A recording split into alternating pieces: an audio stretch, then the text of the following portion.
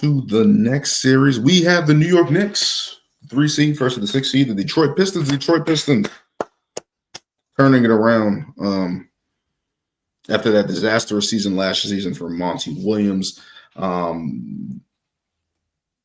Detroit leads the series 3-1. Obviously, there's been some injuries there with OG Anunoby and a couple lineups with the Knicks where guys missed a couple games. But from the games I did see, Cade Cunningham was fantastic. Jalen Duren was fantastic. Malik Beasley was playing pretty good. And that's a big thing because the Knicks, even though OG Anunoby was out, I don't know, even with him, do they have enough to cover Cade by himself? And that can create open looks. What Michael Beasley has been taking over, has been taking those good shots and taking advantage of those good shots, as well as Tim Hardaway Jr. Tobias Harris has been all right for those guys. Jaden Ivey, they're saying there's rumors of him returning back to basketball activity, but I don't think he's going to be back in time for this. But just impressive from Detroit. They play hard defensively. They rebound with Jalen Duren up front. Looking at Cade Cunningham and what he's been able to do, obviously going to be an all-NBA type player this season. But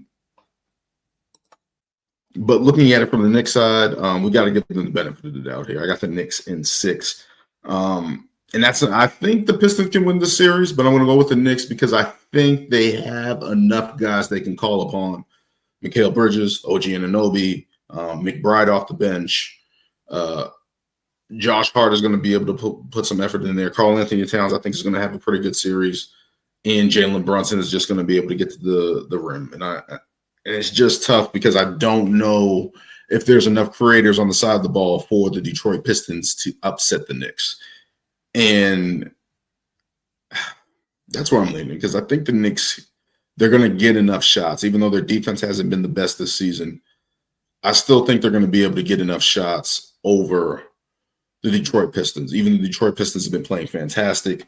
I believe this is the first time they played each other since 2000. That was with Grant Hill, I believe. I think he broke his foot that series. So that started the injury-prone seasons for Grant Hill. But overall, I just think the Knicks just have enough firepower, have at least enough shooting to give the Pistons some problems in this series. And it's tough because I love what Detroit has been doing. I love the fact that they have turned this whole thing around. Detroit have blocked anyone outside of Detroit buying tickets for their home games. So that's something that's awesome and so cool for that city because they've been in I believe since 2019, they haven't made the playoffs. 2018, 2019 have not made the playoffs. So to see those guys get back and feed into this and try to rally the city behind them is fantastic. But it's just tough picking against the Knicks team because I think they have enough guys that can score, enough guys that can get their own shot. And especially if Tibbs gets them into that range where they can. And Tibbs has not been favored by New York fans. He's been playing these guys a lot of minutes, sticking to that old ideology of playing guys. You play your guys. You play your guys starter minutes. You play them 40 minutes and you get the job done. It's the playoffs, so it's a little bit more acceptable. But we see if that wear and tear can wear down on the Detroit Pistons, on the New York Knicks, and see if they can just beat up the Detroit Pistons. But if the Detroit Pistons win one in New York, it's going to get interesting the rest of the way. But I'm going to lean towards the Knicks in 6. Let's continue moving.